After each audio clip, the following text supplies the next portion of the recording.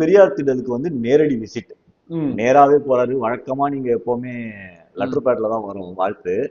இப்போ நேரா வந்து போறாரு, வாழ்த்து தெரிவிக்கிறாரு. அது ஒரு மிகப்பெரிய கான்ட்ரவர்சி ஆகுது. ஏன் பெரியாருக்கு ஒரு தனித்துவம்? இல்ல, தனித்துவம் என்பது இங்க வந்து தமிழ்நாட்டை பொறுத்த வரைக்கும் இங்க பெரியாரை டச் பண்ணாம அரசியல் பண்ண முடியாதுன்றதெல்லாம் வந்து உதயநிதி ஸ்டாலின் அவர்கள் சொன்னாங்க, சொல்லிட்டு இருந்தாங்க. அப்படி கிடையாது. எங்கள் கொள்கை கோட்பாடு என்னன்றதெல்லாம் வந்து நாங்க பல முறை பல இடங்கள்ல நாங்க பதிவு பண்ணியிருக்கோம். அவர் மாணவர்களுக்கு வந்து விருது வழங்கின விழாலேயே வந்து அதை சொல்லியிருப்பாரு.